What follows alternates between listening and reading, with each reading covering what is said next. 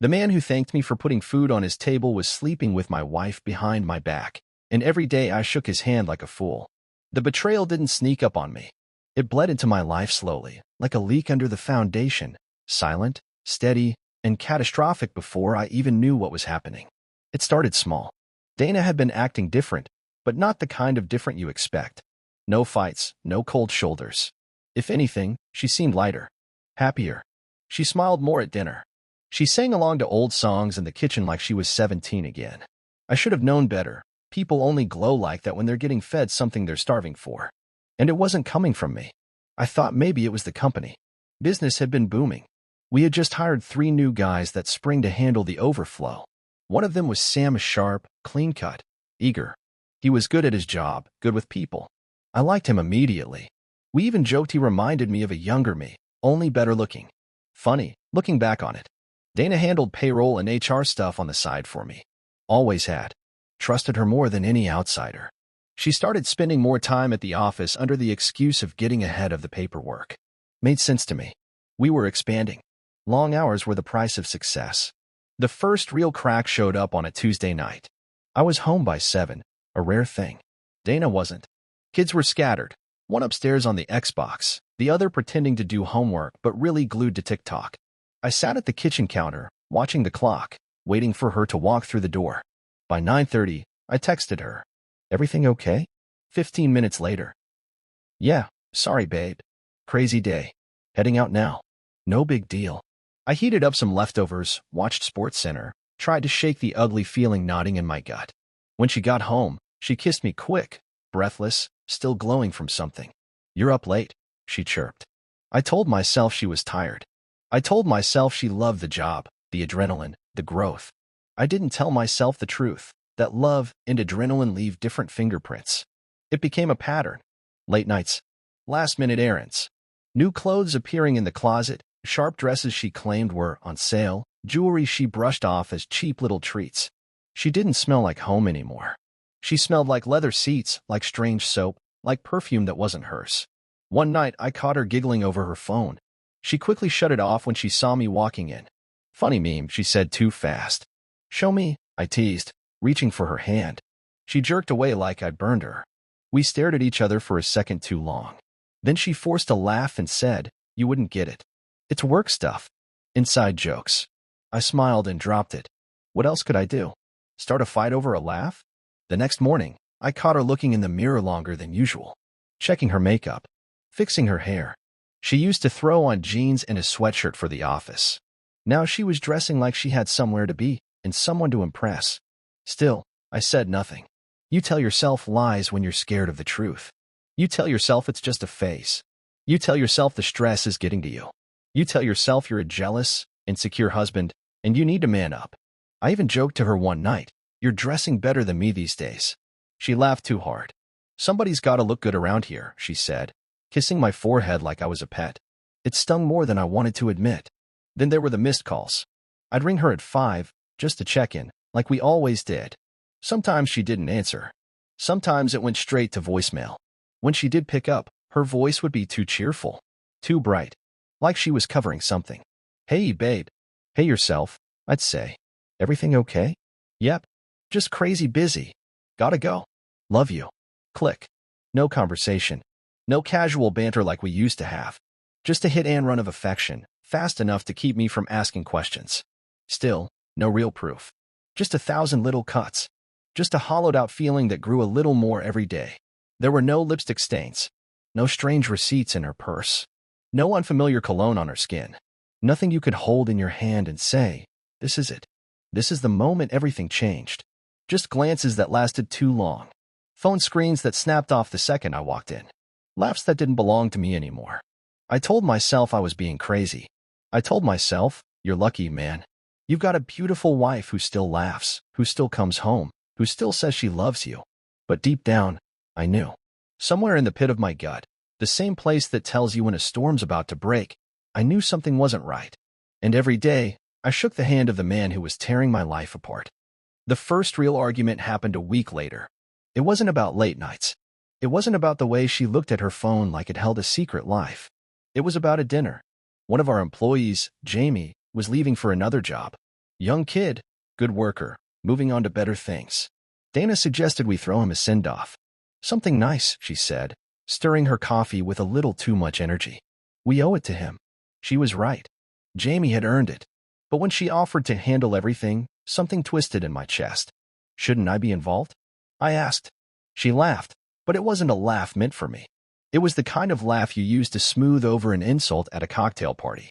Don't worry, you're busy enough, she said, kissing my cheek. I'll take care of it. Just like that. Like I was some old man she needed to manage. The dinner was a few days later, at a nice restaurant downtown. One Dana picked, even though Jamie had said he preferred something low-key. She dressed like she was going to the Oscars, black dress, hair pinned up, heels that made her legs look longer than I remembered. The second we arrived, I knew I was a ghost at my own event. Dana floated from table to table, laughing, tossing her head back, clinking glasses. When she thought no one was looking, I caught her leaning close to Sam, whispering something in his ear. He laughed too hard. Too fast. I gripped my drink so hard the glass nearly cracked. Every time I tried to catch her eye, she was looking elsewhere. Midway through the night, Jamie gave a little speech. He thanked me for being a good boss. Thanked Dana for making the office feel like home. That's when Sam stood up and clapped the loudest. And Dana turned toward him, only him, with a smile too soft, too private. After the dinner, back in the car, I sat there gripping the steering wheel, feeling like a fool. You had a good time, I said flatly.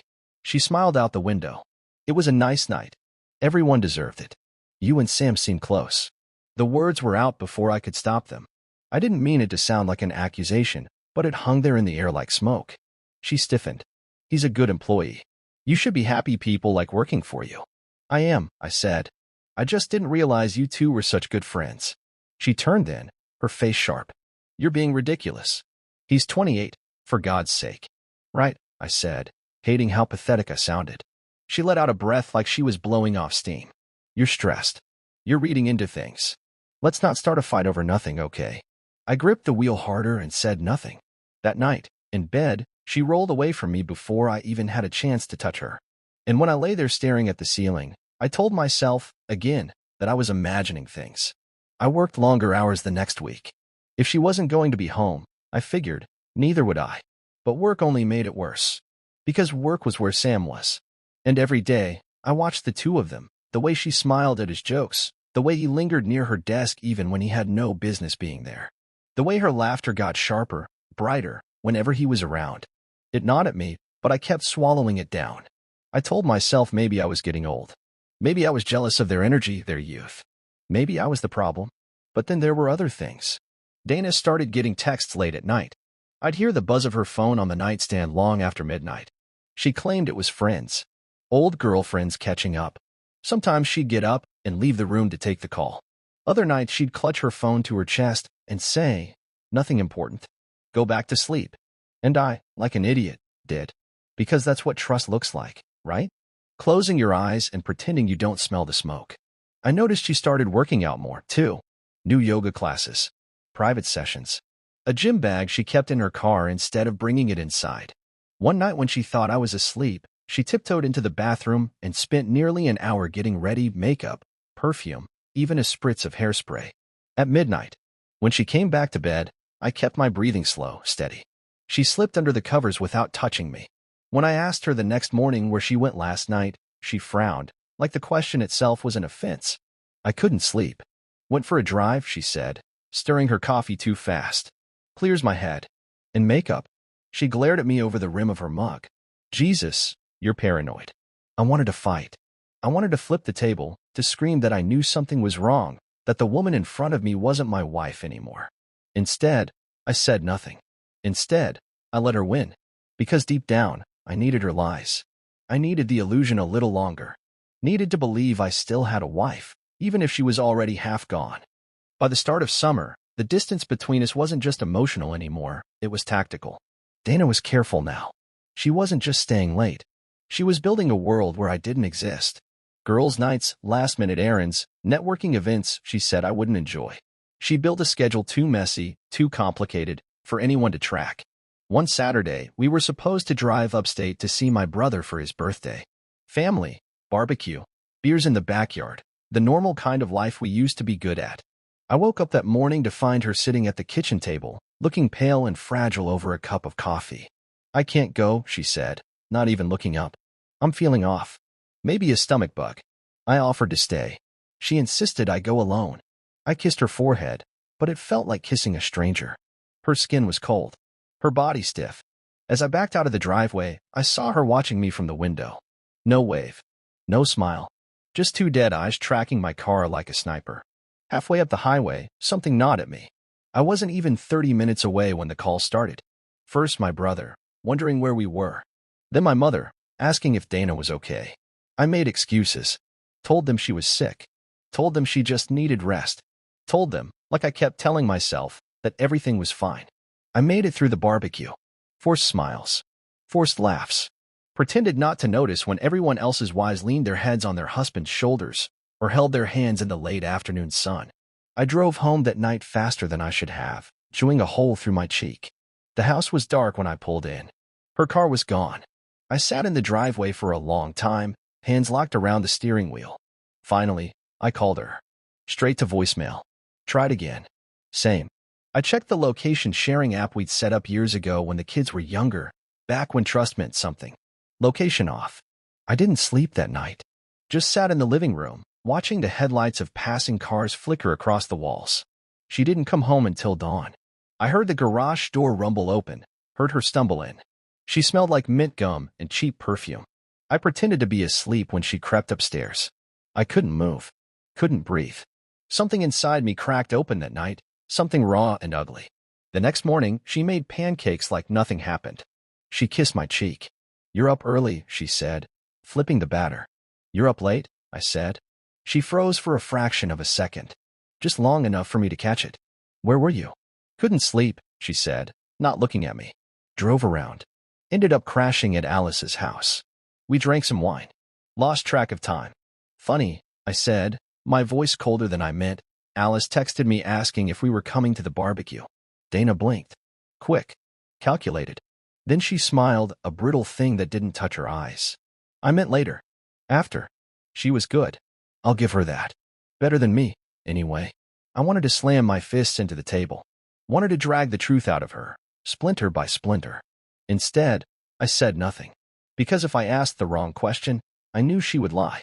And I wasn't ready to hear the lies yet. Later that week, things only got worse. The small things built up into something unbearable. She started locking her phone. A new password she didn't share. Said she had sensitive work stuff on it. Confidential HR information. Bullshit. She stopped wearing her wedding ring. Said it was at the jeweler's, getting cleaned. 3 weeks later, it still wasn't back. Her laughter with Sam grew louder. Bolder. She brushed his arm when she passed him in the hallway. He made excuses to hover near her desk, fiddling with papers, asking questions he already knew the answers to. And Dana, my wife, the woman I had built a life with, looked at him the way she used to look at me. One afternoon, I walked into the office early after a lunch meeting. Their heads snapped up like guilty kids caught stealing candy. Dana laughed too loud. Sam shoved a file folder into her hands, mumbling something about invoices. I stood there, staring, long enough for the silence to get uncomfortable. Dana shoved the file in a drawer without looking at it. "You're home early," she said, too brightly. "Good thing," I said, my voice steady. "Looks like you could use some supervision around here." Her smile faltered for half a heartbeat. Then she laughed it off. But the damage was done. That night, when she climbed into bed, she didn't touch me. Just curled onto her side, away from me, leaving a canyon of cold air between us. I lay awake, counting the seconds until morning. I thought about hiring a private investigator. Thought about following her myself. Thought about storming into Sam's cubicle and beating the truth out of him. But I didn't move. I just lay there, staring at the ceiling fan slicing the dark into pieces, and thought, it's not paranoia if you're right. I stopped pretending things were normal. By July, Dana wasn't even trying to hide it anymore. She lived 2 lives, the smiling, efficient wife and mother who showed up for Sunday dinners and smiled in photos, and the cold, distant stranger who slipped out the door in the dead of night with her phone buzzing against her thigh. The thing about lies is, after a while, you can taste them in the air. They make the house feel smaller, the bed colder, the whole damn world heavier. It wasn't paranoia anymore. It was something worse. It was knowledge without proof. I started noticing the patterns. The way she always needed to work late on Thursdays, the same day Sam's shift changed. The sudden bursts of laughter in the office hallway that cut off the second I rounded the corner. The new set of lingerie tags I found buried in the kitchen trash one morning. Tags for things I hadn't seen her wear. Ever. When I asked her about it casually, she shrugged and said she was freshening up her wardrobe. Maybe you'll get lucky and see it sometime, she said, smiling that dead smile. The next Thursday, when she told me she'd be late, I didn't just accept it. I waited an hour after she left. Then I grabbed my keys. I didn't have a plan. I didn't even know what I wanted to find. Part of me prayed she was telling the truth. Part of me hoped she wasn't. At least then the madness in my head would make sense. I drove to the office first. Lights off. Parking lot empty. I sat there in my truck, engine idling, staring at the dark windows. Called her. Straight to voicemail. I texted, "Everything okay?" No reply. 15 minutes later, I got a text. "Sorry, crazy night. Heading home soon. Love you." No explanation. No apology. I didn't drive home. Instead, I sat there for another hour, heart pounding in my throat, chewing the inside of my cheek until I tasted blood. When she pulled into the driveway later, I watched from 2 houses down. Her car rolled in smooth, like nothing was wrong. She walked into the house carrying a grocery bag, probably bought herself a cover story just in case. I drove back around the block, pulled into the driveway 5 minutes later, pretending like I had just gotten home. She was in the kitchen, pretending too. "Hey babe," she said, tossing a loaf of bread on the counter. "Picked up a few things. Long night." She smiled without meeting my eyes. "You know how it is." I knew. The lies were so thick now I could barely breathe. After that night, I started paying closer attention. I watched her more carefully, noticing how she smiled differently when she texted, how she guarded her phone like it was a loaded gun. I started scrolling through our security camera app after work, checking when she came and went. Not that it helped much. She was smart, careful, never gone long enough to raise alarms, never stupid enough to leave a trail. Sometimes I thought about confronting Sam, standing nose to nose with him in the parking lot and asking, straight out, if he was screwing my wife. But what would that even get me? He'd lie, or he'd smirk, or worse, he'd pity me. I hated them both for making me this man. This suspicious, hollowed-out, sleepless man. One night, after she went to bed early, too early, I stayed up drinking whiskey straight from the bottle, flipping through her Instagram. New pictures, new comments. Buried under some stupid meme about hustle culture was a comment from Sam. "Hardest working woman I know. Boss lady energy. No hearts. No winks. Nothing overt." But the way she replied made my stomach turn. "You always notice the important things," winky face. That stupid little winking face. I closed the app before I threw my phone across the room. Another night, I checked her calendar. She used to leave it wide open, notes scribbled everywhere, meetings, errands, dentist appointments. Now it was nearly empty. When I asked about it, she shrugged. "Most of it's digital now," she said. "Syncs with the office." Lies. Everything was a lie. I knew it in my bones. I could feel the shape of the truth pressing against the skin of my life, trying to tear its way out. But I still had no hard evidence. Just a pile of broken pieces that didn't fit together anymore. She was still careful, still one step ahead, but not for long. Because I wasn't going to sit around waiting for the ground to collapse under me. If she wasn't going to give me the truth, I'd drag it out of the shadows myself. The next day, I bought a cheap burner phone. New number, new email. I created a fake profile, a local contractor needing some payroll consulting. Something that would get her attention. Something that would bait her out of the office if she was really working with Sam on more than just spreadsheets. I set it up carefully, patiently, then waited. The first email went unanswered. The second got a reply. Short, professional. But she agreed to meet. Alone. She suggested a coffee shop 2 towns over. Not a business meeting room. Not a Zoom call. A coffee shop. Personal. Casual. A place Sam could easily join without raising questions. I sat there staring at her email until my hand shook. I wasn't crazy. I wasn't imagining it. She was hiding something. Now I just had to catch her. I showed up to the coffee shop 15 minutes early. Sat in the back, ball cap low, pretending to scroll through my phone, heart hammering like a war drum in my chest. I knew she'd come. I knew she couldn't resist. The meeting was bait, and Dana had swallowed it whole. At exactly 2:06 p.m., I saw her.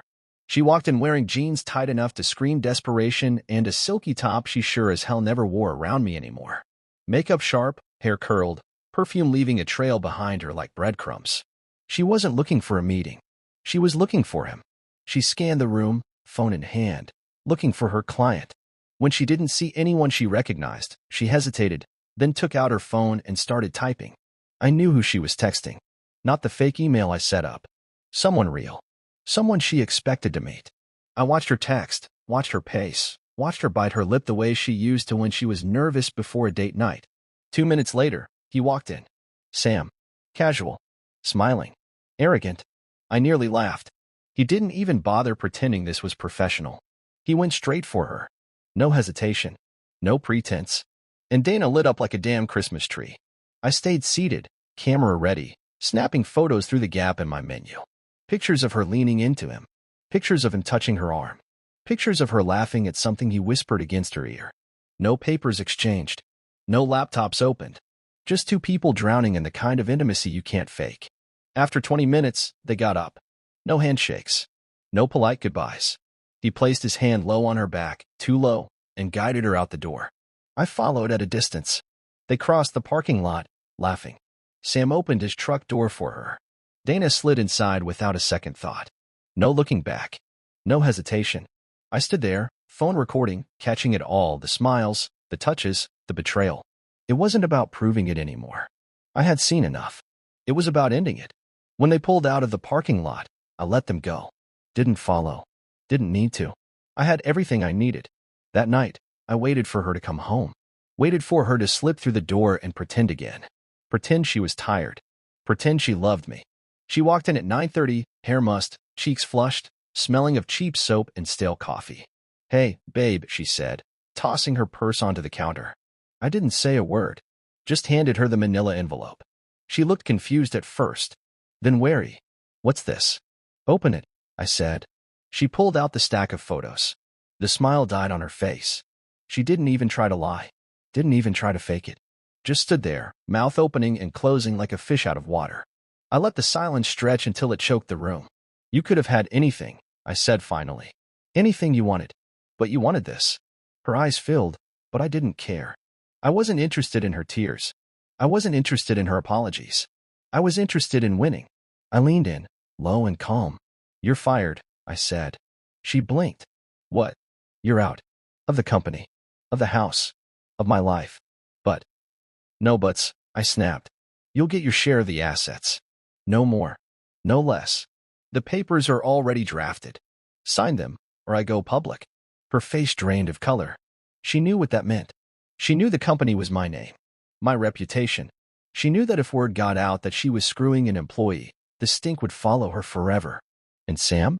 I'd already drafted his termination papers. 2 signatures. Done deal. They'd have each other. 2 jobless, reputation-shattered rats scrambling in the ruins of what they destroyed. I grabbed my jacket, walked to the door. Keys. Ring. Now. She stood there, shaking. Now, I said again, and this time she moved. The keys hit the counter with a dull clatter. The ring followed. I didn't say another word. Didn't look back. Just walked out into the night, breathing clean air for the first time in months. She wasn't worth another second of my life. Subscribe to hear more stories.